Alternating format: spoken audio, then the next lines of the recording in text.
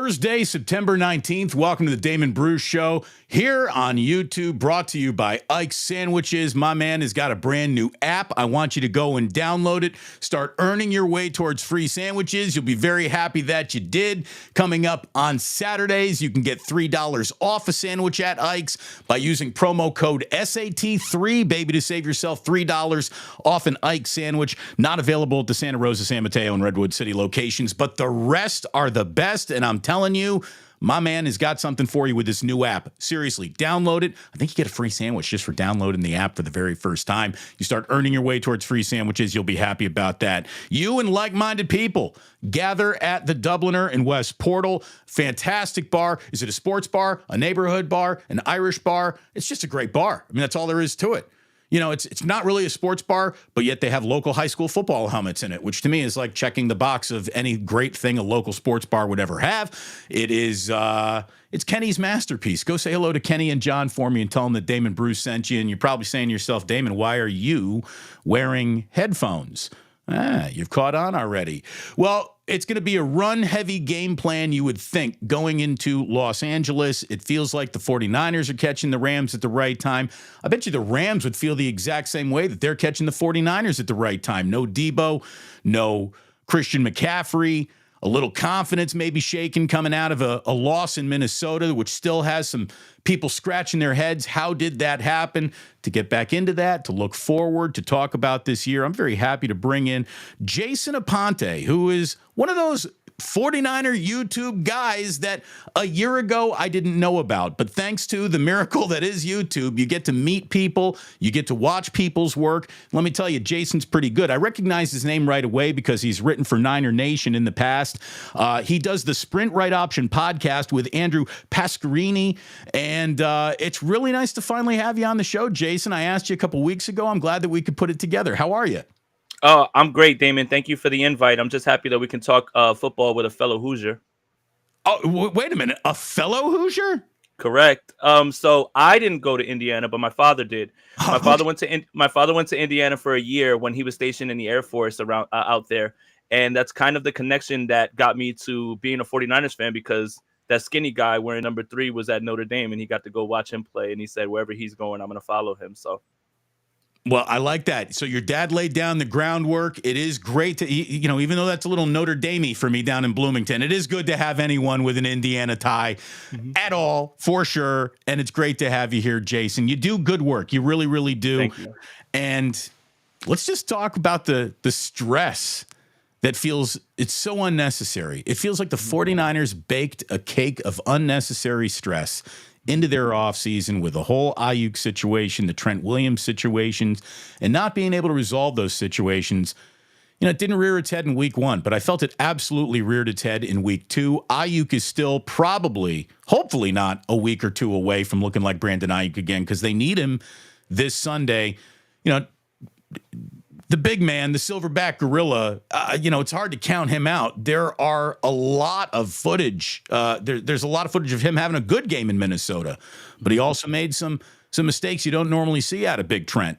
So as you look at the Niners through 2 weeks, what are you most concerned about? Is there anything you were concerned about that you're now less concerned about? Give a little State of the Union, Jason Aponte. What are you thinking? I think, again, when you look at the way that Kyle Shanahan and this team has come out of the gates, outside of 2019 and last season, when they just run through everybody being undefeated, they have these little hiccups. They have these little hiccup games, and they always seem to be the same type of losses, mistake-filled, miscommunications, and things like that.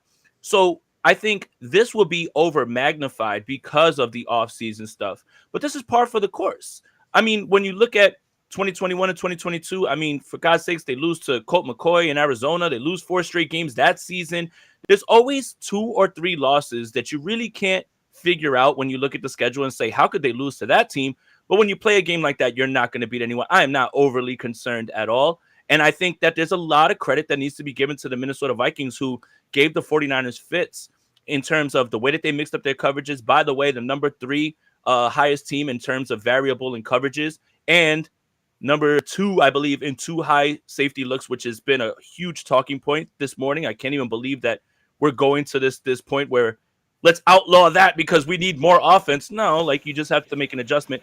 I'm not overly Right. concerned. Two weeks of defense in the NFL being the story, and you got people like, oh, well, what do we need to change rules? Do we need to go back into the? No, you don't. No, you don't. You need better practice. You need better offensive linemen, and you got to have a coach who can figure out how to beat two high safeties, for goodness sakes. Yeah, and that's the thing is you're going into 2 weeks of it that with the limited preseason, you have extended preseason that you see fall over into the regular season. Week 1's always a wonky week. Week 2 still feels like an extension of that, but you have to give credit to the Minnesota Vikings and what they were able to do and how they were able to disguise things. Kept Brock Purdy holding the ball just for an extra second, which was allowing their guys to make plays. I think, again, there's a way to give credit to the Vikings while also saying the 49ers shot themselves in the foot many times. And I think that's what's not really got me overly concerned because all these things are correctable. You know, I just look at the Niners and I ask myself, what's the biggest headache? Year in, year out, week in, week out. I was talking about this with Larry Krueger on the Wake Up Show that we're hosting 3 times a week, Monday, Wednesdays, and Fridays too. I've never seen a high school football team have more trouble finding a kid who can field a punt. College teams don't have this much trouble finding someone to just take punts, man. What do? I return punts. Well, do you really return them or do you just fair catch them? I just fair catch them. That's I mean, like, or how about this? How about you put nobody back there and let the ball just fall to its can't hurt you, might bounce a little further, but just why is it Mount Everest to return a punt for the San Francisco 49ers? I don't get it. I think it's a collective special teams thing as well too. Like it's not just that. I mean, you see the block punt in here as well too. Obviously, you go back to the Super Bowl, and then if you want to go a little bit further back, you start to think about, the New York Giants NFC Championship game and that type of stuff. It's been an issue as long as Kyle Shanahan's been here for special teams, and it's been different coordinators, different players. I don't have an answer for it. All I know is it's a problem, and it has been a problem, and you can see it. So I think if you get a guy who can just field the punt and then that's it, it's tough, but there's a bigger special teams issue going on with this team, and it's years of sample size. This isn't a 2-week thing. Oh, I thought you were going to go with more than you're right. That's the thing. This isn't just like, oh, scoring's down in 2 weeks. What do we do? This is like a 7-year conversation. You can even say it predates Kyle Shanahan in some ways. It's some franchises just have like built-in blind spots. Look, there's certainly a section of 49er content creator land that has found great success in just telling you things that aren't really there. Like Brock Purdy can't play and Kyle Shanahan can't coach. And to me, that's absolutely ridiculous. I mean, look around football and tell me these guys aren't good at what they do. They're very, very good at what they do. The only thing they're guilty of is not winning a Super Bowl. And that's a pretty tough, there's a lot of coaches guilty of that crime, right? There's a lot of football quarterbacks who are guilty of not winning a Super Bowl. But as close as they've come, the frustration is obviously there. There's an impatient fan base, and they've been good enough to do it. They just keep running into a team that goes into the time capsule. And that, to me, is the Kansas City Chiefs. I mean, we are living in the Kansas City Chiefs era, and unfortunately for Kyle Shanahan in this version of the 49ers, he is too. Unfortunately, that's what you literally took the words out of my mouth, Damon. Look, how many Super Bowls did Tom Brady win and victimize other teams, including Andy Reid when he was an Eagle? I think, again, everyone wants the 49ers to do something that almost nobody has been able to do since Mahomes has taken over. There's only been 2 quarterbacks who have been able to beat Patrick Mahomes and the Chiefs, and that's Joe Burrow and Tom Brady. And Tom Brady did it in the AFC Championship in his last season, or his next to last season with the Patriots, and then in the Super Bowl when the Kansas City Chiefs had no offensive line, and then obviously Joe Burrow in the year that they lose to the Rams. It is something that is frustrating because while everybody's upset with what Deebo Samuel said about best team, the best team doesn't always win. But I'll tell you this, the team with the best quarterback has a chance to win every single time with that play caller. And I think that's the part that it's like, man, it's hard to get mad because nobody's beating Patrick Mahomes. How many teams does he victimize? How many teams do we watch him play against and a team has a lead with 25 seconds left, like the Buffalo Bills, and you're like, oh, it's over, it's done. And They find a way to get it done. We're just living in the era of Mahomes, much like the Brady era. Just Tom Brady never victimized the 49ers. It's been Patrick Mahomes against the Niners. I don't like, unnecessary complaints. And there's a lot of people who don't even know what they should be complaining about. But I think when it comes to what Kyle Shanahan and company in the regime could maybe get a little bit better at. And maybe this goes back to, Guerrendo getting one carry and then vanishing from the game plan. What would Jacob Cowing's week 3 look like without the Deebo injury, which makes Kyle probably have to think, I need Cowing more than I might have after he had, the bobbled punt. This team, Kyle Shanahan, I think, needs to have more courage in the convictions of the choices that he makes. And I'm talking about with players. He falls out of love with players a little bit too early, or it takes him too long to fall in love with players. Like this Jordan Mason was maybe sitting on your bench all last year, and you ran you ran Christian McCaffrey so down to a nub that it's even affecting this season. It really is. Christian McCaffrey's injury, calf, Achilles, these things are cumulative. It's not like he just totally hurt himself in practice and was. There's something from last year, I think, baked into the current McCaffrey injury and the overuse that he got. I would love to see this team, Jacob Cowing needs to be in patterns, not just standing on the sideline holding a helmet waiting to field a punt. He's got to get involved in this offense, and I just think that Shanahan needs to take the players that he went about choosing and turn to them. I mean, go. He's so busy waiting for perfect. I think he lets pretty good pass him by a little bit too often. Yeah, and I think it just boils down to trust, and almost like Meet the Parents. When you're in the circle, you're in, because even when you're in the circle and you make a mistake, you don't get banished. And I think we saw that a little bit with Brandon Ayuk. I think a lot of people will point to Dante Pettis kind of falling out of favor, even though they went up and they wanted to get him. I completely agree with you with Jacob Cowing, especially now in week 3 now with Deebo Samuel not there. You have your ex receiver, which is Ayuk, and Shanahan's best offenses with Andre Johnson and Julio Jones and Brandon Ayuk, those three, those have been the most efficient offenses when you have an ex receiver who can get himself open. Jacob Cowing offers you reliability at the Z and the slot. I just think, again, it's trust. It's who do you trust, and do you trust a little too much at certain times, where I have this guy in the circle of trust, and I do trust him, and almost nothing that he can do is wrong. But once someone else does something wrong, then it's all right, I can't even go to you anymore. So it's kind of interesting. I don't know the inner workings or the dynamics of why this decision is made or anything like that. And obviously, if you had your way, you would like for the rookie to ease himself in and be, but I think right now you have to try to get him involved in this game. And I think you can get him involved in similar ways like Deebo Samuel, like we saw in the preseason game against the Saints, where, you try to end around, or you try to throw, some bubble screens to him. Yeah, I absolutely 100% agree. I just think it's a little bit of stubbornness and just a little bit of lack of trust. And I don't know what goes into that. And I thought the funniest thing is my biggest complaint with Kyle Shanahan is his lack of fourth downs attempts. And then he goes for it a bunch of times against Minnesota. And I'm like, there it is, coach. Even if the result's not good, it didn't end well, right? Obviously, you have the play at the goal line. Right. That's what I want to see. I don't need you to go Dan Campbell on us and go for it every fourth down. But when your offense is rolling, you really have a chance to slow things down and knock people out. And instead of letting them linger by taking 3 points, I always wanted Kyle to do that. So I like the process. The result wasn't what you wanted, but I'd love to see him go for it more. That's my complaint. Yeah, more aggression on fourth down in the right situations is absolutely something this team should lead the NFL, I would think, in. And when it comes to, I got one play for 4th and short in any moment on the field that I think is going to pop, that's Kyle, right? Isn't that why he's here? Isn't that how you get your offensive genius card? At any point, at any time, I can get you three yards just with some coaching.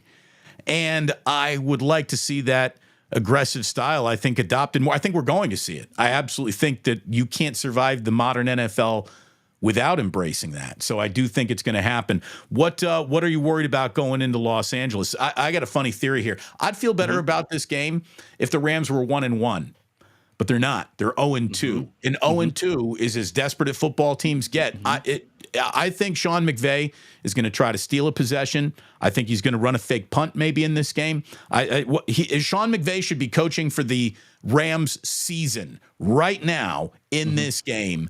And that's what that has me a little bit worried. Look, the Rams are averaging 15 points per game. They're very unbalanced. All they do is throw the ball. They're banged up. We know that. They don't have a defensive identity, and their offensive identity, not named their quarterback, is out of the game. Cooper Kupp ain't playing.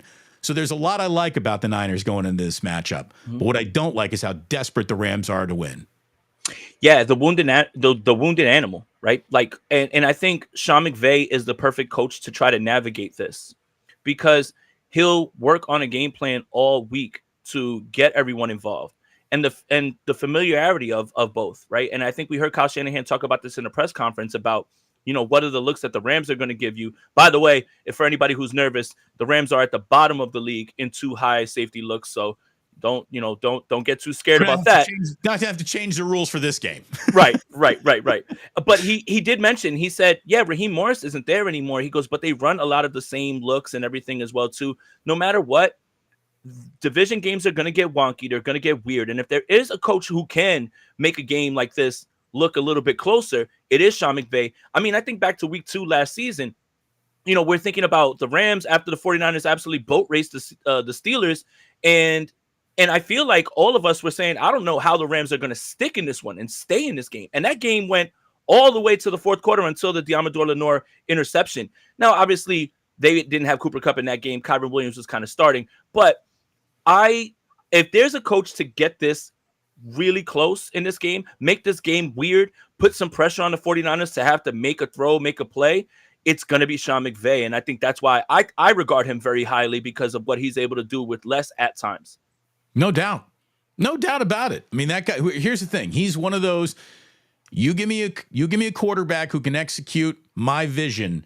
My vision is good enough to get us through some bad football games. He's really good at what he does. There's no doubt about it. It's why he and Kyle Shanahan, it's funny, they're always rumored as McVay and Shanahan are off the same tree. They're not off the same tree. They just come out of the same garden. They were working together for so long, but they're not the exact same coaching tree. By the way, Iceman, very excited to see us here together. Iceman 002 said, wow, Bruce Aponte, Batman, Superman teaming up, throwing a couple bucks at that. Thank you it goes right in the ganja jar. Cheers and thank you.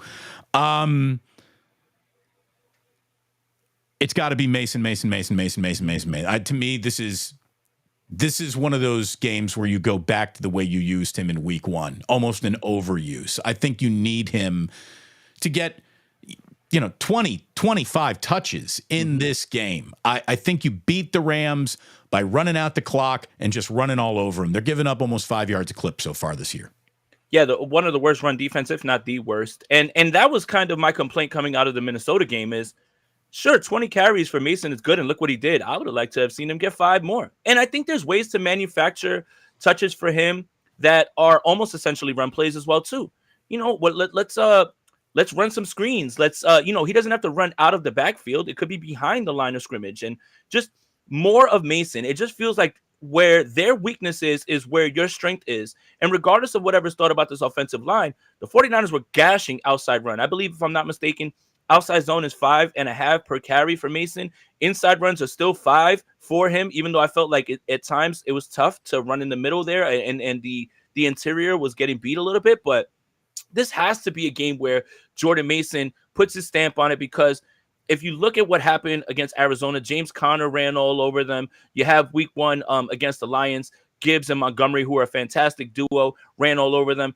They're missing more people than they were in those games. I think it's very, very easy to look at this game and say, I don't want you to come out in the first drive and throw 3 passes. I want to see, let's get back to basics, hand off on first, hand off on second. Let's see what happens on third. But it should get back to that, because you have the clear, distinct advantage right here. Who do you think fills the Deebo absence this week? Who do you think is the next man up? I would love to say that it's Cowing, but I would probably say that it's going to be Juwan Jennings. And And the thing is you have Ayuk at X, and he's fast enough. Jawan's not able to fill that role. But what the 49ers do, and they did it during that time in which Deebo was hurt against Minnesota, which is funny, is they put Jawan at Z, but they condensed the split closer to the line of scrimmage because he's able to get to the spots that he can in the middle of the field because he's not coming from the other side of the field. So Kyle is going to go with the guys that he trusts. Now, it's pretty easy for us to say, and we've already said it, I'd love to see Jacob Cowing, but I think Juwan Jennings is going to get all that he can get in this game in terms of snaps. So I would love to see Cowing do it, but I think the way that they put Juwan Jennings on the field is you don't put him outside the numbers. You try to keep him close, a little bit more of a big slot, but there doesn't have to be another receiver on his other side. He can run from Z from a condensed split. And he's shown that he's more than capable, and the rapport with him and Purdy is crazy. Some of Purdy's best throws on Sunday were to Juwan Jennings, absolute lasers. You know, I was thinking about this week. I saw somebody, I don't know who actually put it out. It might have been a Mike Silver retweet about it, but just how quickly a professional football player's situation, life, and circumstances can change. Handful of years ago, Jimmy Garoppolo is signing the contract that makes him the highest paid quarterback in NFL history. It looks like he is, the heir apparent to a great conversation of historically significant 49er quarterbacks. And he's just in the first year he's here and healthy. They're in the Super Bowl. And then the very next year they come back. He hurts himself. Right before it was an Arrowhead, right? Yeah, in 2017. Well, that was 2017. Right. So he hurt himself before the Super Bowl, obviously. Mm-hmm. And then, 2020, he got hurt in week 2 against the Jets. Remember, it was him, yes. Bosa, Solomon Thomas. They all got hurt on that MetLife turf. And that freaking MetLife Stadium turf, right? Mm-hmm. The disintegration began quickly to the point where they're, drafting Trey Lance, which is a whole different story, which we won't get to for the sake of everyone watching. This week, Jimmy Garoppolo played Brock Purdy for the scout team in Los Angeles. Who would have ever thought that the closest Jimmy Garoppolo would be to the 49ers offense in 2024 was when he was masquerading as Brock Purdy in a practice for the LA Rams? Things can change quickly in this league, man. Yeah, and I don't think anybody would have saw that coming. I mean, when you go through the timeline with Jimmy Garoppolo, you make the Super Bowl, you feel like you came a few plays away from it. Fine, Tom Brady says, "Hey, I'd love to come there," and Jimmy says, and Kyle says, "No, we don't want to pay you all that. We'll stick with Jimmy." The trickle down effect, the butterfly effect, right? All of this is interesting. But yeah, Jimmy Garoppolo's career is one that should be studied. The backup to Tom Brady, the heir apparent. Obviously, we heard that Bill Belichick wanted to trade Brady and keep Jimmy. Big Eastern Illinois fan. That's pretty funny. And then they send him. He kind of spites the Patriots by sending him to the Niners. And then 2017, he runs off those 5 games. They sign him to the largest contract in NFL history at that point. 2018, unfortunately, the ACL. 2019, they make the Super Bowl. 2020, injury. And then it felt like Kyle has said, okay, I think I need a little bit more here, which leads him to trade all those picks up to try to get Trey Lance. And then what I think happened, Jay, not to cut you off, but what I think happened is Patrick Mahomes made everybody in the NFL crazy. Yes, absolutely. One guy on the block pulled up in a Rolls Royce, and everybody on the block said, "Well, I want a Rolls Royce too." They're not easy to come across. You're lucky when you get a Rolls Royce. 100%. And I think that's what it is the idea that I need a guy who's big, strong, fast, can throw everything, right? There's a little bit more to quarterbacking than that, especially within a system, and I think you find that out pretty quickly. And now look, Jimmy leaves and then he goes to the Raiders. Obviously things don't work out there. And now he's with the Rams. It's just your time in this league is short. Your time in this league is limited. And that's why they call it not for long. But yeah, the Jimmy Garoppolo story is something that should be studied. Maybe needs a 30 for 30 at this point. 100%. I need the Jimmy Garoppolo off the field story as well. That might actually be more interesting and involve more play action than his on field career, if you know what I mean. I think you know exactly what I mean. Yes. Yes. I know that you're based in Jersey, which is, of course, why you're so you get triggered by Garoppolo injuries at MetLife Stadium and Bosa and Thomas all going down in that game. Were you at that game? No, remember it's during COVID, so it was an empty stadium. Yeah, so I'm sitting in the house star for 49ers football. We get 49ers football first play of that game. Raheem Mostert takes it 78 yards for a touchdown, and we're like, ha ha, this is gonna be easy. And Sam Darnold was the quarterback, and Frank Gore was the running back. And then all of a sudden, Jimmy hurts his ankle, and then Bosa gets carted off, and then Thomas gets carted off, and I'm like, all right, I'm just not having a good time anymore. So yeah, I was triggered in my house. I'll tell you that. Are you going to be making it to the West Coast? Because I do know what you and we were talking earlier. You and Steph made it to the Combine, so you were back in Indiana for the Combine. Are you coming out to the West Coast for any games this year? Yeah, I'm really thinking about the Cowboys game, although that would force me to take out a loan with a bank. Yes, you need in terms of mortgage there for that one. That would be a really good one. But usually because I believe I went last year against Tampa Bay, and that was a really great game. That's the Purdy to Ayuk down the field. I'm really looking at kind of Tampa because it's a little bit closer, and I feel like that's going to be a good game. I think the Bucs are somebody that everybody's kind of overlooking right now. They're 2-0. So yeah, I would love to. I would love to go to the Cowboys game because I have a deep rooted hatred for the Dallas Cowboys, and I need to watch them get blitzed in person.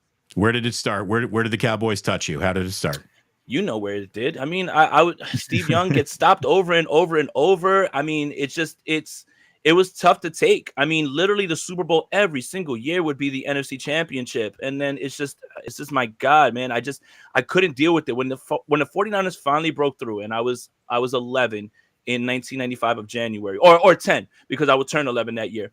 When I saw Steve Young running around the field, I had no worries that the 49ers were going to absolutely blitz the San Diego Chargers, because that was the Super Bowl and it was always them. And then unfortunately, Dion leaves and goes there and they do it again. And it's just, there are a lot of Cowboys fans in Jersey that still come to me and say, well, we've won a Super Bowl more recently than you have. And it just that's a trigger. Like, that's when the vein starts popping in my head, because I'm just like, you can't even beat the 49ers right now.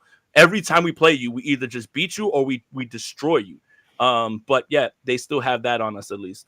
It's a bad matchup for them, and we'll see it a little bit later on this year. As a matter of fact, I got a little more on that game later on in the show. It is poorly timed for Bay Area sports fans. There is a massive other thing to do going on during the 49ers and Cowboys game that we'll get to a little bit later. But I got to tell you, Jason, like, I found you doing videos. I think the very first time I saw you was with Steph Sanchez doing a couple of shorts together. How did that collaboration come about? And then tell me, how was she tapped to do the 49ers schedule release video? So initially, and this was during COVID as well too, I started writing for 49ers Web Zone and started doing some film breakdowns on there and contributing in that way. And a friend of mine decided to start another 49ers website, but he collected all of the content creators that he felt were doing something very well. So we all wrote, right? And that's how I met Steph. Steph was brought on. It was supposed to be an umbrella of articles and podcasts, everything. And that's how we met. And the relationship just took off from there. Like, she's such a good friend. As good as she is as an analyst, she's a better friend. And as far as the Nick Bosa thing, so we were at the Combine, and the real part of the Combine is, you can go to the workouts. That's cool. I can watch that on TV. The real Combine is in the press conferences where you get to speak to the coaches, and the nightlife where everybody's out. You could be at a steakhouse and Mike McDaniel could walk right past you, or Von Miller, or a lot of players. So we go to one of the three spots that almost every NFL GM coach here are, and there's a back area. So you're at St. Elmo's. Yeah. Speaking of money, and you got to take out, I couldn't make it there, but it was just another place where there's like a back area. So me and Steph, we go and we say, hey, do you want to do a lap to see who's here? Because like the table across from us, like Sean Payton and a bunch of other coaches. So we walk to the back, and there's John Lynch and Adam Peters.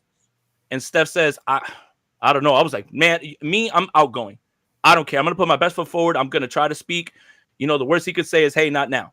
So it's like, excuse me, John, my name's Jason. I asked you a question at the press conference, shakes my hand. He almost like just looks right past me and sees Steph and goes, oh my God, the Nick Bosa impression. And he's like, AP, he's calling over Adam Peters. He's like, it's Bosa's impression. And they're all like in awe of her. And then John Lynch takes out his phone, makes Steph Sanchez do the Bosa impression, sends it right to Bosa from the phone. She's like, hey, Nick, she was like, I got somebody here who wants to talk to you.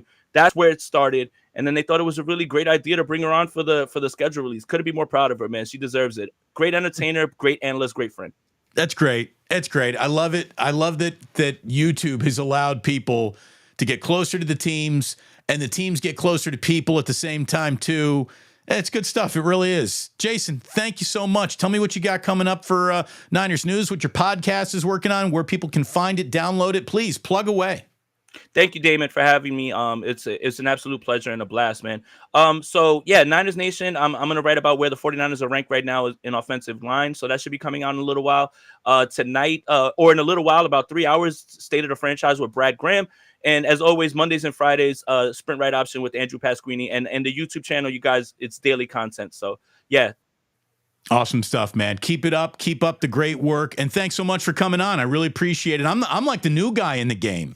So thanks very much for being a part of the new guys thing. I appreciate it. And let's definitely check in a couple weeks and do this again, see where the Niners are. I think they're about to have a very good football season, but it's been anything other than a very good start to it. That's for sure. No, thanks again for having me. But yeah, again, when you look at the way that this team is, they peak in November and December. I'm going to stick to that. Obviously, history is the best indicator of the future. But again, this team is going to get reinforcements back. Dre Greenlaw sometime, Hufanga this week. It's obviously going to get better. And this is just one loss. And spoiler alert, the 49ers are probably going to lose 2, 3, 4 more games this season in the regular season. Just not the one in the postseason is hopefully it. That's hopefully as long as it's not the last game of the season. That would be an improvement. Jason, thanks very much. Thank you. Jason Aponte here on Damon Bruce Plus. Awesome to have him on. Thanks very much. Good guy. We were chatting before the show started today. Really nice guy, man. Really, really good guy. So make sure you go ahead, you follow his podcast, you check out, subscribe to his YouTube channel. And he's good. If you're a Niner fan, that guy's good. That guy's good. So look, it's a big week, obviously. It's Niners, it's Rams, it's the division opponent. We get it for the very first time this year. It's ownage for Kyle over Sean McVay. And if you're just looking at who the Rams are right now, the Niners got to be saying to themselves, well, there's really no better time of the year to dial up a trip to go see the Rams. But the truth is, if you're the Rams, you're probably looking at the 49ers going, yeah, probably the best time of the year to be catching the 49ers, given the injury to Deebo and Christian McCaffrey's unavailability. And to me, I finally had a chance to go back and rewatch a little of that Vikings game. Again, it's been double dad duty. I've been very busy this week. But yesterday afternoon, for just gigs, I put the game on and just watched and just said, all right, what come up with something while you're watching this that you need to share with the audience tomorrow. What are you looking at here? And what I saw was a level of confusion that was the only thing that is normally not baked into watching a Niner game. There's a lot of things that happen in that game that happen in every Niners games. There's a lot in that game that should have broken the Niners' way had this stop happened here, had that first down not have happened there, had the 97-yard touchdown pass to Justin Jefferson not have happened, obviously, is the biggest example of that. But that game could have 100% been a 49ers win. It really could have. But the thing that dotted the game, that was I don't like seeing that, was the level of confusion. There was confusion on that offensive line, and you can say that's up to Brian Flores, and that's why he's a good defensive coordinator and a very good coach in this league. There was confusion in the secondary, which really didn't present itself last year in terms of you got two guys arguing over who's supposed to be where, who's supposed to be guarding who. Say whatever you want about Steve Wilks not liking some of the plays he called. The guys weren't wondering where they should be inside of that play call. To see Lenore and Mooney Ward get confused and turned around and do so much talking and hand talking to each other, It just didn't look normal. And Brandon Staley was brought in as this, Svengali to help Nick Sorensen through his first defensive coordinator season.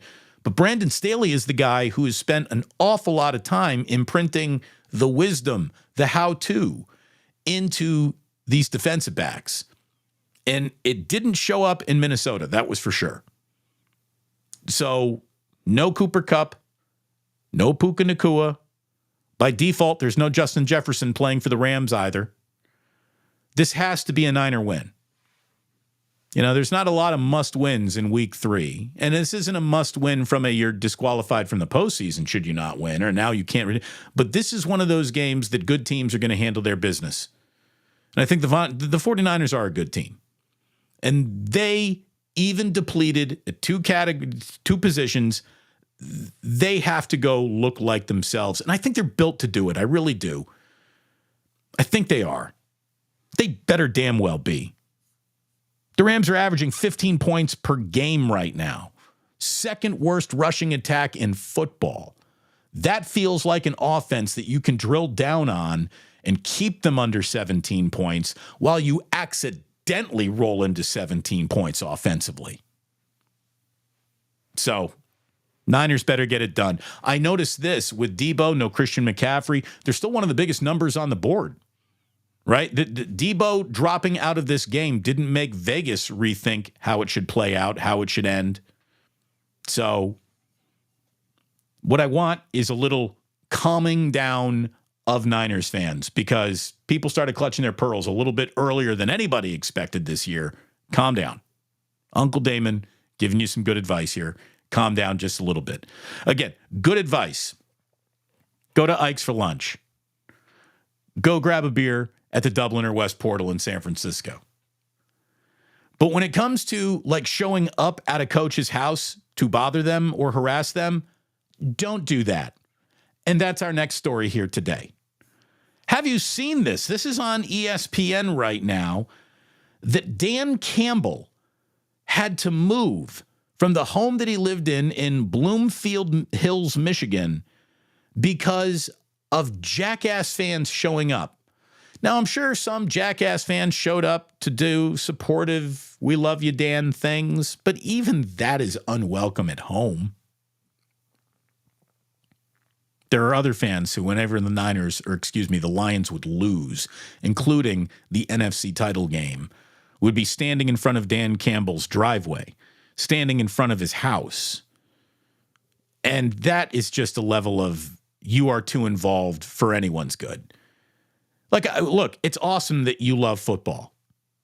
It's awesome that you love football. I love that you love football. You love that you love football. I'm sure Dan Campbell loves the fact you love the Lions and you love football.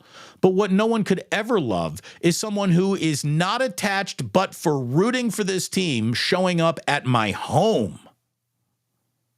Could you imagine? Could you imagine having a job that was so needed for other people's happiness that when you have a bad day, they show up at your house? I mean, who are these people? How poorly were you raised by your father if you're the young man who's showing up in front of people's houses to say, I didn't enjoy the football game that I watched today? You are unhinged. You should be put in jail for a month to let you know that this is unacceptable behavior and your behavior needs to change. My man Jack, my 5-year-old, has not been listening at kindergarten. We've had a couple of nights in a row of texts from teachers saying Jack is having trouble listening in school. We have been talking to Jack about this all week. Last night, Jack, for the first time in his life, was sent to bed kind of without supper. I gave him a little something to eat. But it was a night where you're not in the living room watching TV. You need to be in your room thinking about the choices you made that brought you to this room. At no point in time was Jack's teacher standing on my driveway going, your kid is not listening at school. Your kid's not listening in school. And that's the thing. Like, there is a relationship between Jack and his teacher that is actually happening. There is only an imaginary relationship between you and the football team that you root for. So stay away from your head football coach's house. Dan Campbell's home address was leaked to the public somehow, and his families became the victims of pranks and harassment after Lions losses. And he's had to move. He and his wife, Holly, had a 7,800 square foot house, which, by the way, is a monster.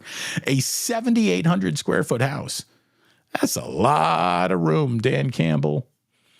$4.5 million in Bloomfield Hills. You spend $4.5 million on a home in Michigan, in a Detroit suburb. You are living like your daddy owns Cadillac.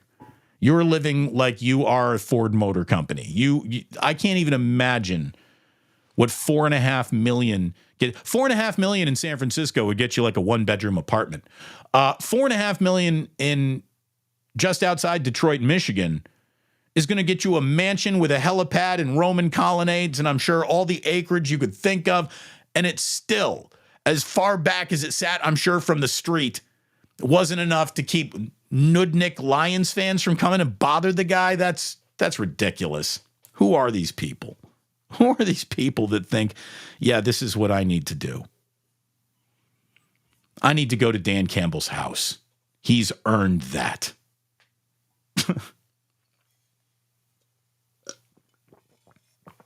Cheers. By the way, we're on water here. I drank all my coffee early this morning. I was up early. Got a busy afternoon. Thanks so much to Jason Aponte for joining me, by the way. Thanks yesterday to Kirk Morrison. I hope you really enjoyed that. That was great catching up with him. And by the way, Kirk Morrison is not going to like this next bit of news because he will feel the conflict that you're about to maybe hear for the first time.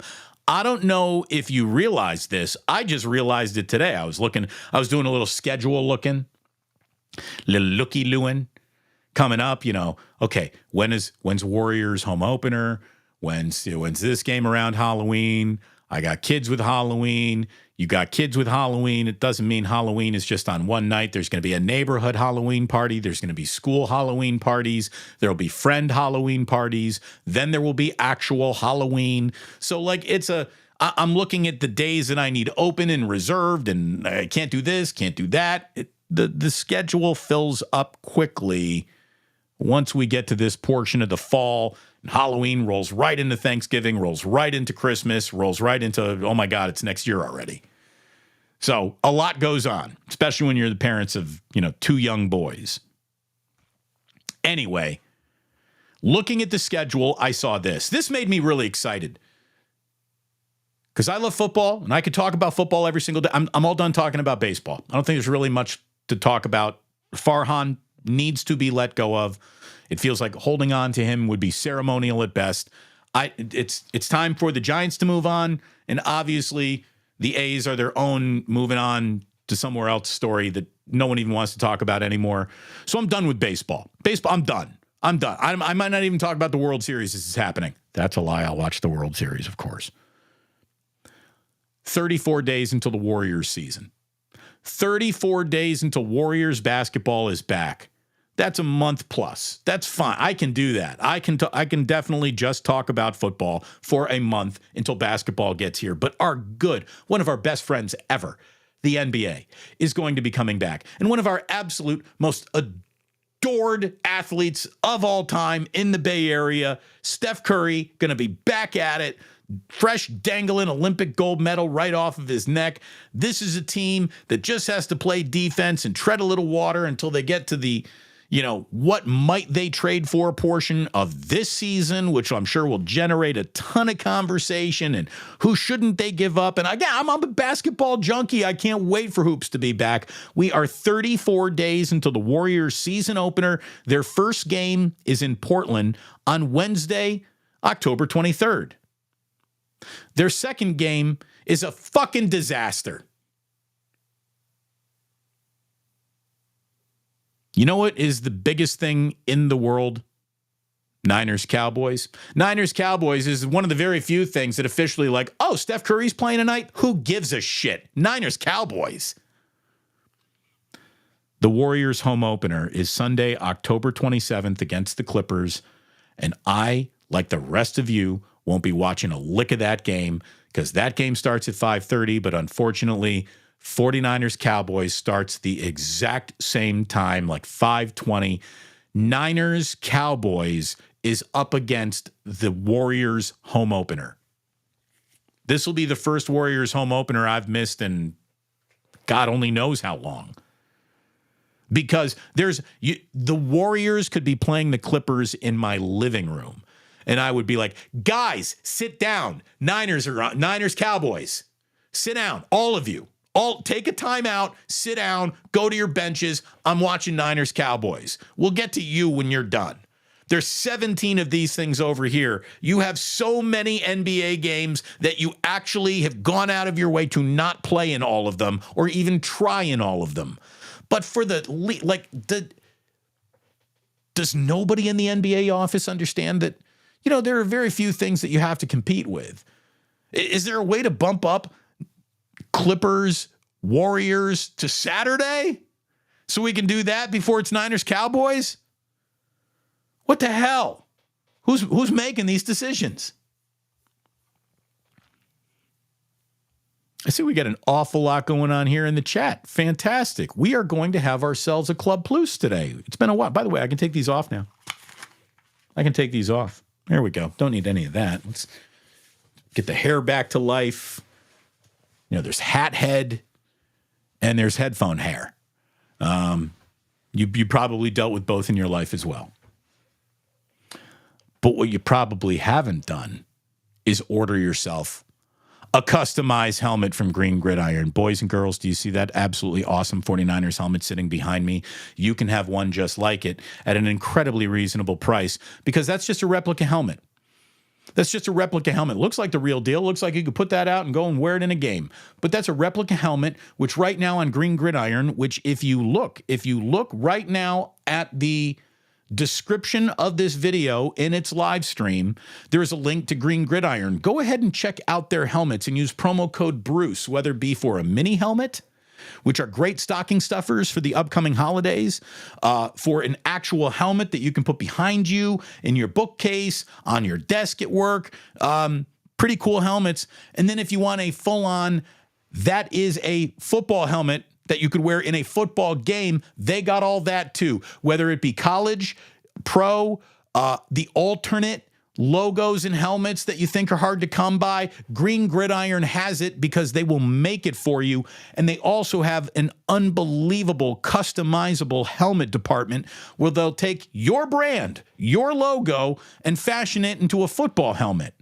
Which brings me to this. Here we go. They said, Damon, we don't want you to look. We don't want you to check anything out. Just give us some specs for the helmet, and we are going to build you a Damon Bruce Show helmet. Are you ready? I have not seen this. I haven't even seen pictures of this. All I know, the only thing I told them was this is my logo. Work off of this. Anything you do beyond this, they're like, hey, what color face mask do you want? I said, whatever you think would look better behind me on the shelf. You guys are the experts. What color shield do you want? I said, whatever you guys think would look better, you do it. You're the experts. I've never seen this. Our second unboxing video, baby. Here we go. Are you ready? Are you ready? Let's have a look. I cut it open, but I haven't looked inside. And when you do look inside, oh, this is awesome. Hold on. Let me get the bubbles off. Let me get the bubbles off. Look at this beauty.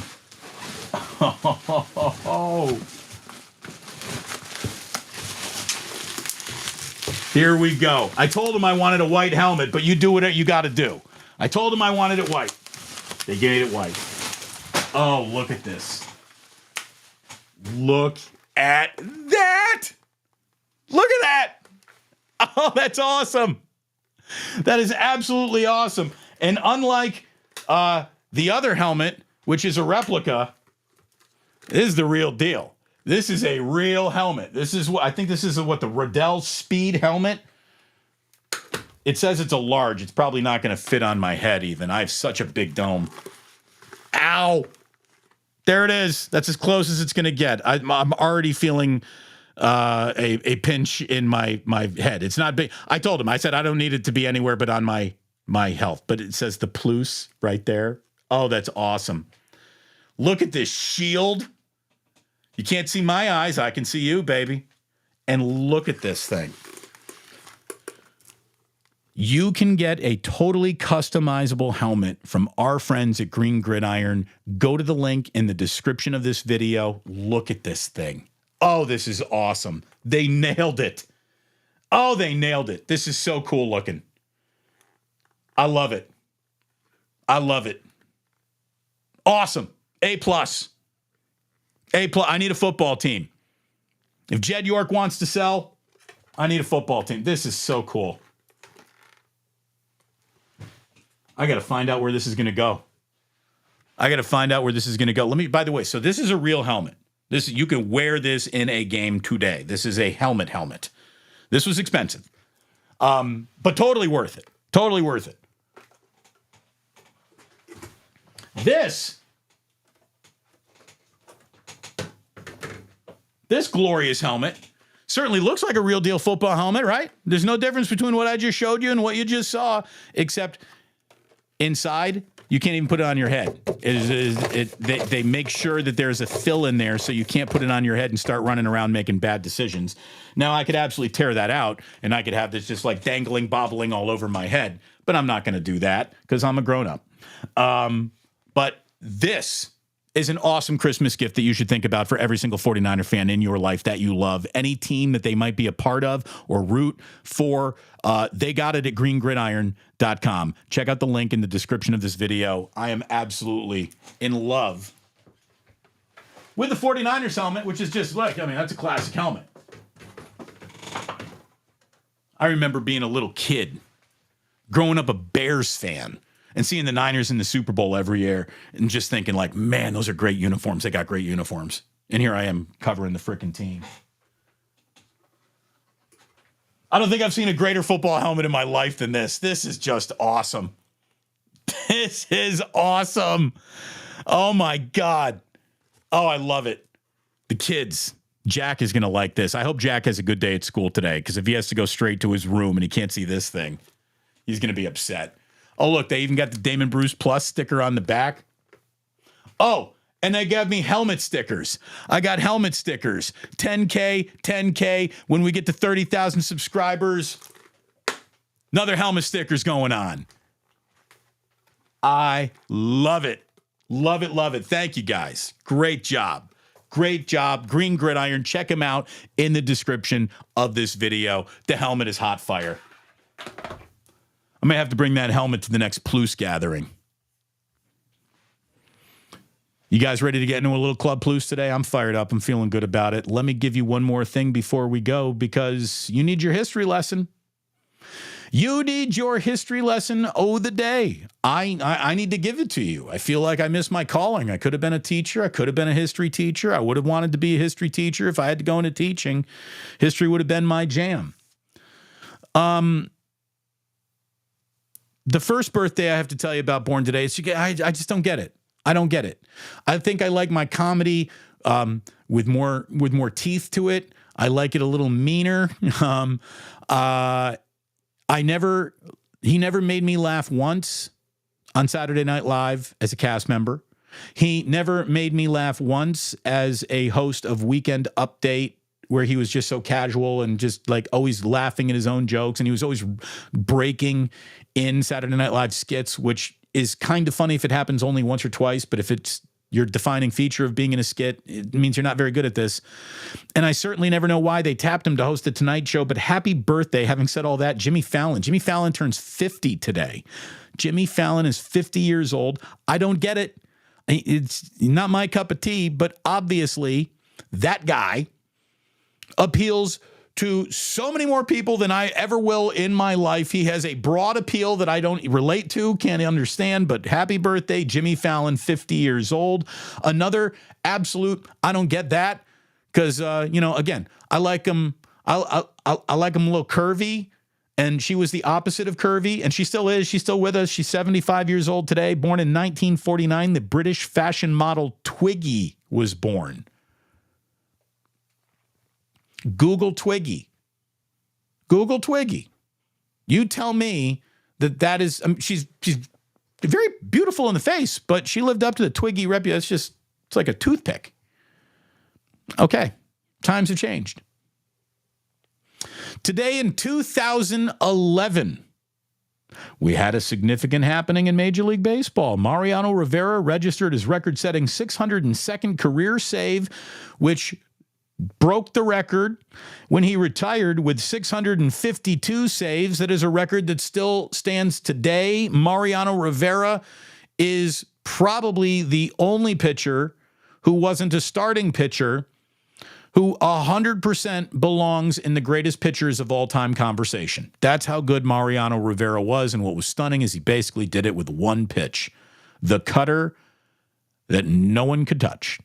He was special. He really, really was. There are two big television events that happened today on September 19th. The first was in 1994. It was the debut of ER. I was never a big ER guy, but I won't even begin to debate that wasn't one of the biggest television shows of my lifetime. ER was a freaking monster when that thing came out.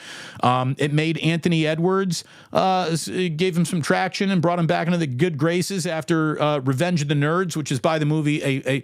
I love Revenge of the Nerds, and being a card-carrying lover of the movie Revenge of the Nerds, I'll be the first to tell you that movie does not age well at all. And not just because they're like installing cameras into the girls' dorm. Like, that's the least offensive, does not age well element of that movie. A lot of that movie does not age well. Still a great movie. But Anthony Edwards got back into good graces. And of course, George Clooney went from, the handsome guy on Roseanne, or the dude who used to be on didn't he used to date Blair on Facts of Life?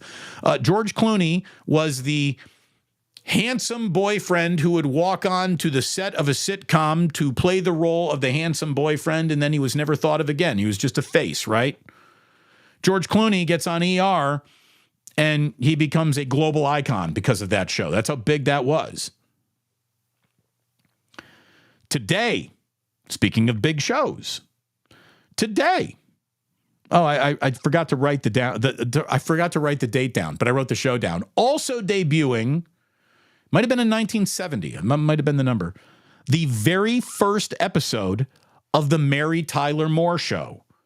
Now, why would I tell you about the Mary Tyler Moore Show? Well, number one, it involved a news operation. She was working in a news operation, and so it was a funny behind-the-scenes kind of TV show. There were a lot of great characters on that show. I know this is a little Damon, how old are you type of question, but Mary Tyler Moore was a funny show, legitimately, and it was groundbreaking because the Mary Tyler Moore Show was like, and I really mean this, the very first time a woman was presented on television independent of being a mom, a girlfriend, a wife, a mother. Mary Tyler Moore is the very first time a single independent working woman was on television.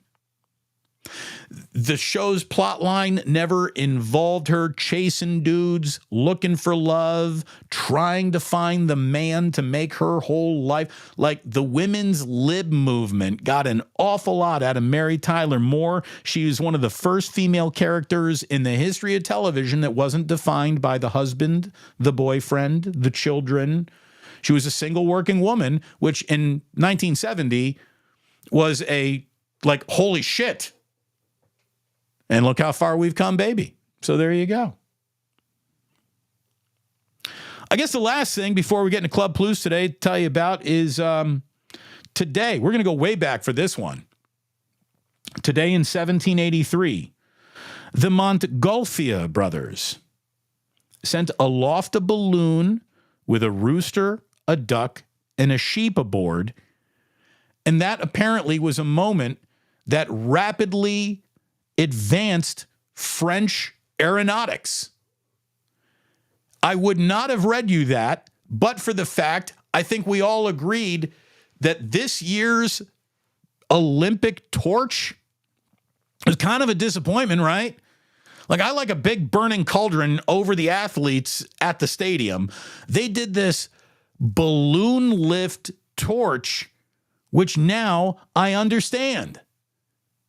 That balloon was supposed to represent the balloon that arose with the rooster, the duck, and the sheep aboard, which, again, they say rapidly advanced French aeronautics. You realize that what French guy was like, oh, mon Dieu, like we have a rooster, a duck, and a sheep, and we can lift them, and this is good for our flight. So there you go. Okay, I'm not the one making it up. 1783, big day in aeronautics, a duck, a sheep, and a rooster went up in a balloon in Paris. I wonder if we should have had more ducks, sheeps, and roosters involved in this year's Olympics. We certainly had the balloon. I think that's about it for today's show, boys and girls. Again, support the product by supporting me with likes and subscribes. Thank you very, very much for doing that. You want to become a member? Certainly appreciate anyone who joins this channel as a member. Really, really appreciate it. Take care of those who take care of me, starting with Green Gridiron. If this helmet doesn't send you running to the website, nothing will. Look at how awesome this is. It is so cool. So cool. Check out Green Gridiron in the link that is in the description of this live stream. And of course, my man Ike has got the best sandwich waiting for you. Download that brand new, all-improved app, and no app needed at the Dubliner. Just walk in and tell Kenny that Damon sent you. The Dubliner in West Portal. We will see you there soon. We're going to do Plus Mania there during the bye week again this coming football season. So keep an ear and eye out for all of that. And if you are listening to today's podcast, thank you so much for listening to today's podcast. Really, really appreciate that. Make sure you download, you like, you tell your friends about it. And if you're watching on YouTube, stick around because we're about to get into Club Plus. But in the meanwhile, all I can tell you is thanks so much for listening. And please do remember that sports don't build character, they reveal it. And like that, he's gone. I just realized the helmet reveal thing, probably lousy for those just listening on the podcast, but you know, they're gone now, so screw them. Did plug in the disco ball, the squeakiest in the land. All righty. What do we got here? We're going to go right back. Oh, my God. We're coming down. I can only go back as far as 15 minutes ago. If your Super Bowl on VHS, it's not worth watching it. Jim the Great. I don't know what you're talking about. Oh, he is saying that the only time the 49ers have a Super Bowl is when they pull out a VHS tape. Hey, if you're a Rams fan, that's what you got. Like, that's the one bow you have to shoot at 49ers fans. So I don't blame you for plucking it, I guess. I get it. I will say this. I'm not trying to become a friend of Jim Everett over here, but I will say this, Jim. Rams gear is drip. 49ers gear is better. Like the 49ers helmet and uniform, the color combination. The Rams, before they changed and modernized, the helmet is incredible. The helmet is incredible. The color scheme absolutely works. I love Rams uniforms. I'm talking to Green Gridiron about certain helmets that'll come behind me during the weeks that those teams are being played. And I said, I want a Rams helmet eventually behind me. So we'll see if that doesn't happen a little bit later on this year. Gizmo wants to know, Damon, who's the cardboard cutout behind you? That Gizmo is Ike. That is Ike of Ike Sandwiches, and he presides over all good things. Sandwiches, YouTube shows. That's the man Ike right there. I told him, you'll be in every frame. Did you like the unboxing? Did you like it, Michelle? I'm glad you did. Michelle, she gives good advice. Michelle said, when you are in Pasadena, go to Der Wolf for Der Breakfast. You will eat Der Food. And I did. And it was Der Good. It was really good. Best chili Achilles I think I've ever had. Normally, so if you, chili Achilles are like, that's a hard breakfast to nail because it's all about timing. You want those chips just soaked enough to not be crispy, but not so soaked they're not crunchy. You want a crunchy chilaquiles, but you don't want them to be crispy, and you certainly don't want them to be soggy. It's a hard needle to thread. And Der Wolf thread der needle.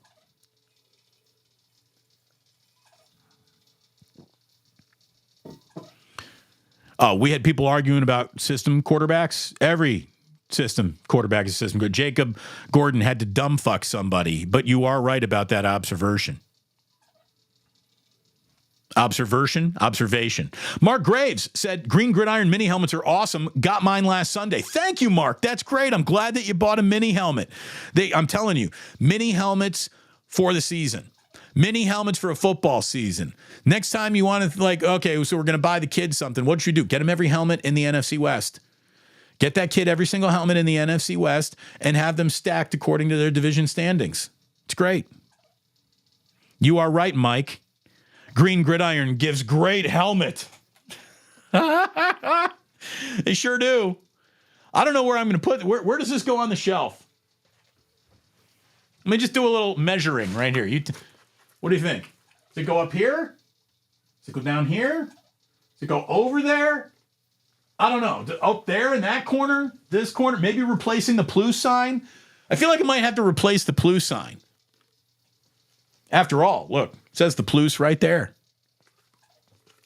I love that they put on 2 helmet stickers. I wish they would have let me put them on, though. I would have made that a little bit more uniform up the middle. But we'll see if I can take... No, I'm not going to peel it off. Anyway, love this. Love this.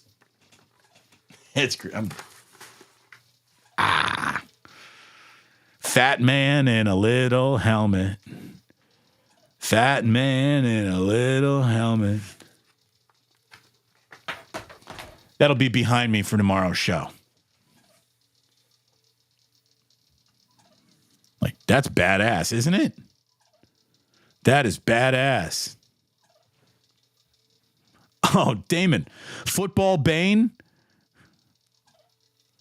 Are you a part of the initiated, do you think? Maybe. Damon, the helmet's fire. Totally. Damon, lightheaded. Yes. We got the Terror Dome saying that's a hot helmet. Thank you very much, Terror Dome. That is a hot helmet. I like it. I like that orange too. It is. It's kind of Halloween colors.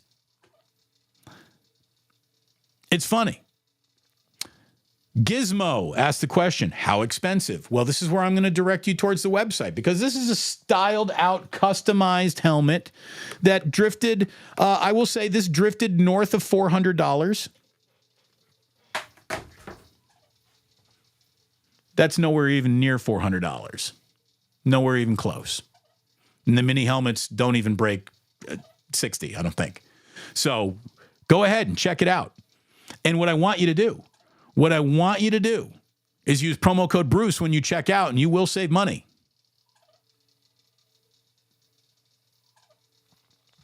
Ask Jack to put it on. I want to see him that one. Yeah, I'm going to put it on him. It does have a little Miami Hurricanes look to it. I always thought the Hurricanes had hot helmets. I feel good about that helmet. I like it very, very much. Like that color scheme. Thank you. Damon did love Andrew Dice Clay. All my comedians were the comedians that made parents uncomfortable. I like George Carlin. I liked Andrew Dice Clay. I liked Richard Pryor. I like Eddie Murphy. I like Jim Jeffries. I like dark shit. It's who I am. Fallon is 50? Yeah, I can't believe that. I can't believe that Jimmy Fallon is 50 years old. He didn't look it. I'll say this. He's aging wonderfully. Twiggy needs an Ike's. So, dude, Twiggy, I don't know what she was eating, but she wasn't pumping down Ike sandwiches. I can tell you that. Gina had a Twiggy doll when she was a kid. I didn't know Twiggy got barbizized. Good for her. Otis Bird talking about Mariano. Enter Sandman. Oh, thank you. You're such a good, loyal radio listener through all the years. Yeah, Kate Moss, very part of that super skinny trend, that heroin chic look. She was a part of it for sure.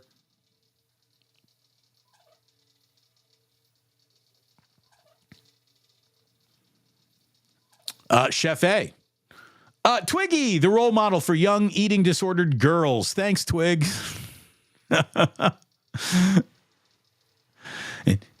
Yeah.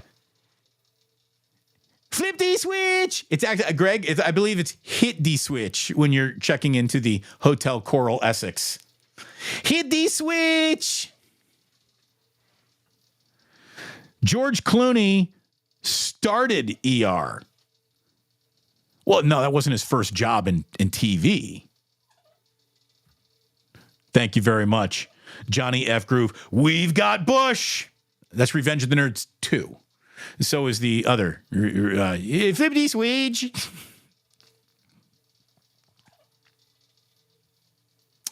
Yeah, you're right, True Blue. You take the good, you take the bad, you put them together, and then you have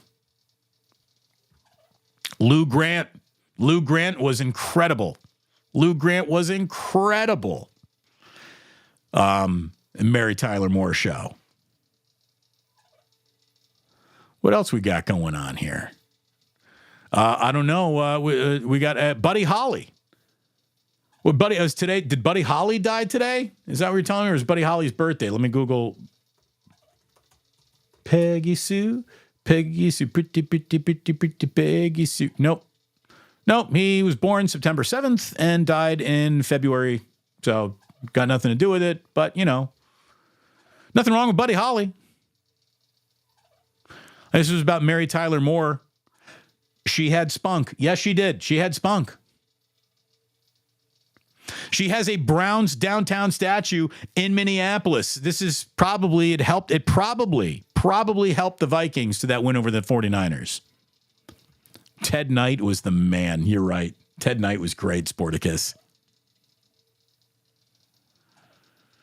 Mike Antics, just enjoying things. Thank you very much, Mike. I appreciate that very much. I'm glad you're liking it. Yep, Ted Baxter. Good times. Do we have we don't have enough likes here? Boy, we get those likes up, boys and girls. You got to hit those likes. You got to do it at the beginning of the show. That helps the algorithm. Push it out. Thank you very much. Don Plus, Diamond, the helmet's awesome. Greg, you're right. A duck, a sheep, a rooster walking into a bar. A duck, a sheep, a rooster invent aeronautics in Paris. What else we got going on? It's beautiful. Thank you. Isn't it beautiful?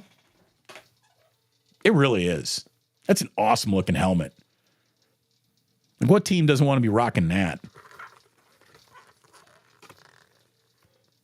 By the way, this helmet, probably more than 95.7 the game's entire promotional budget for the year. There it is. It's good to be on YouTube.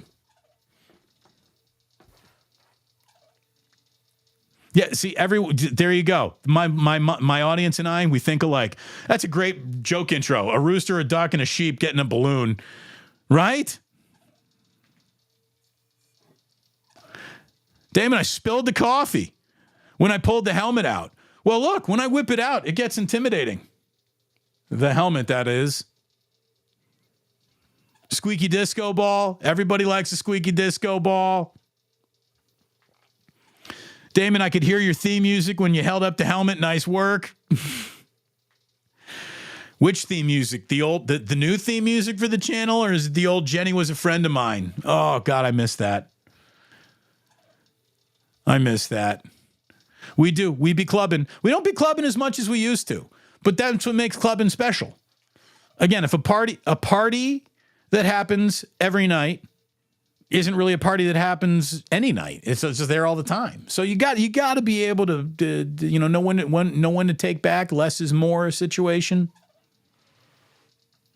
Craig's Kitchen says, I just went and bought a mini helmet. Thank you very much, Craig's. Thank you very much. Hope you use that link on my in the description of this video, and I hope that you use the promo code Bruce when you check out. Thanks again to Jason Aponte. I love this duo. Orlando Sanchez, thank you. I really liked having Jason on today, too. He's good. He's good. He's the right combination of I know what I'm talking about. I'm not going to get too overly breathless as a fan and a fan. I really like the job that he does. It's why I had him on. Dear Wolf, Damon, now a former location of the former location of the Los Angeles 49ers club. Oh, was it? I had no idea. Maybe that's why Habes the Babes knows about it. Maybe that's what brought Michelle in all those years ago. She's like, by the way, they do nail the chili Achilles. Yes, they do. They absolutely do. Look at the Casa Sanchez Gueros chips. Oh, I need to know more about those, I guess. Yeah, Damon, replace the plus sign or put it next to the plus sign. It really is the new and improved plus sign. Yeah, I'm kind of thinking the same thing too. I mean, I always hear this. Beautiful helmet, man. Thank you, Niners Red Zone. Thank you very much. The helmet's fire. The helmet's fire. Again, the show's fire today in Ireland. Hello, Padraig. So good to see you, my lad. Thank you for being here. If I had the helmet, I'd definitely be passing candy out with that thing on this year. Maybe I do have to greet people with the helmet. Damon, you should get yourself a Jerry Rice Breathe Right nose strip to go along with a helmet.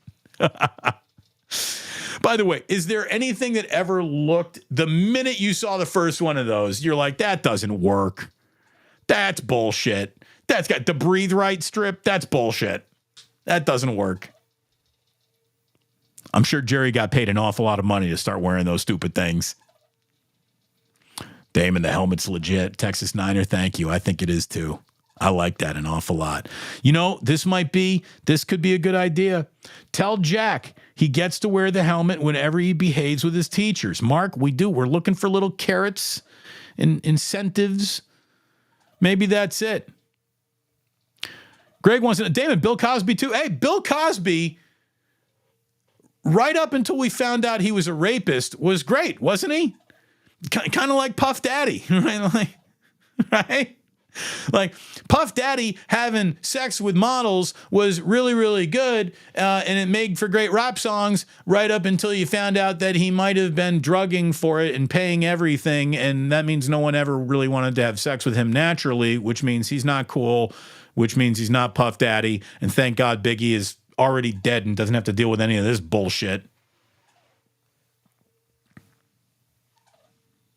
Right now, there's no doubt Dave Chappelle, Bill Burr, geniuses walking among us, especially Chappelle. I really do. I think I can make an argument that Dave Chappelle is the modern black Mark Twain. He's incredible. Damon, you will like Anthony Jeselnik or Jeselnik. I've always not liked pronouncing his last name, so I usually leave him out. But, he's funny. He's good. He's good. Damon, do you follow Andrew Dice Clay on Instagram? I open Instagram like twice a year. So, no, I don't really follow anyone that I am following. I don't see their stuff. I'm not an Instagram guy. I don't open Facebook or Instagram much at all.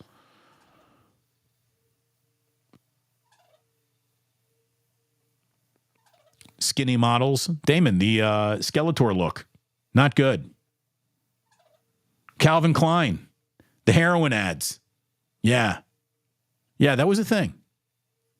It's when anorexia was so fab. Yes, and you are right about this, David. Twiggy makes a cameo in the Blues Brothers. She's the chick that pulls up, I believe it's a Mini Cooper, but she pulls up and she's talking to Aykroyd at the gas station. That is Twiggy. You're right about that.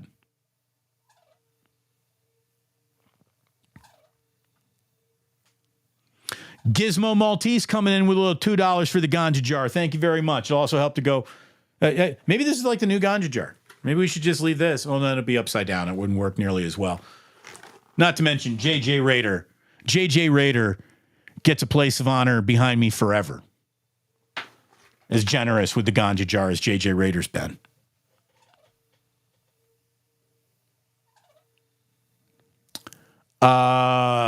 Pick Bosa and Hargrave or Buckner and Armstead. Well, I'm always going to lean towards having the best player, and that of that entire group is Bosa. I'm taking Bosa and Hargrave over Buckner and Armstead. I think I am.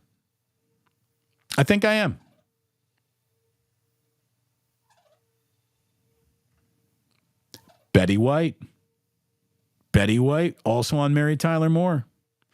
Oh, wait a minute. The Buddy Holly song, just like Mary Tyler Moore. Oh, now I get it. Now I see the Matrix. Thank you.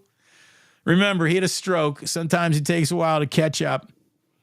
There you go. Smiley Damon. Sounds like a Weezer song. Ooh, hoo, hoo, Buddy Holly, and you're Mary Tyler Moore. That was kind of a genius video, right? Back when videos were a thing. That was all about the, Artie's Diner on Happy Days.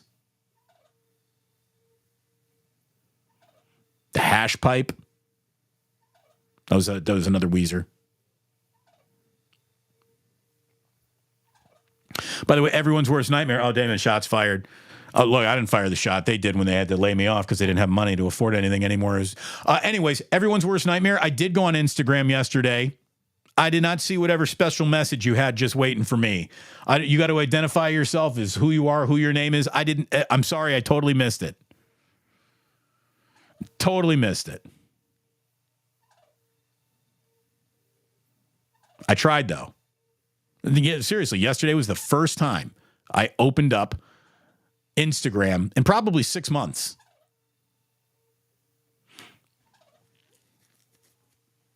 I think that's it. Joe Schmo wanted to know, what about the sip of the day? Well, Joe, it happened before the show even started. I had finished my 2 tumblers of coffee before the show started. I was up earlier this morning, so I came down with just some water in here, and we don't do official sips of the day with water. We're not animals. It's like you don't ever cheers with water. You don't do sip of the day with water. That's got to be coffee. It's got to be booze. There you go. Hey, hey. Hey, hey. That's a great song. That is a great song. Weezer, I'm not going to extend to them great band status, but they're a band that does have some great songs. I will give them that. And friends, oh friends, oh friends, that is the end of today's show. A little long one today, right? We had a guest. We had an unboxing. We had a historic French aeronautical balloon to discuss thoroughly. We had Mary Tyler Moore. We have the Cowboys and Niners the same night as the Warriors home opener. Like, dude, NBA schedule, get your shit together. How does that happen? How do you let that happen? Let's take the single biggest attraction the sport has and put him up against the only other thing in sports that could absolutely crush Steph Curry's impact as an eyeball gatherer, ratings getter. We'll put him up against Niners Cowboys. Not even little Steph Curry can survive that. Come on. They clearly did not call me before they agreed to these things. Shame on them. And thank all of you for hanging around Club Plus today. Back at it with Larry, 9 a.m. for Wake Up. We'll hang out a little bit. You know what I think we're going to do? Video calls. It's been a while since we've done any calls. So we're going to give you a chance to call in to tomorrow's show. We're going to call it a Sports Phone Friday on the Plus. So I hope you plan on coming back then and maybe even dipping on in to say hello. In the meantime, thanks again for watching. And just remember that you don't have to go home. You just can't stay here.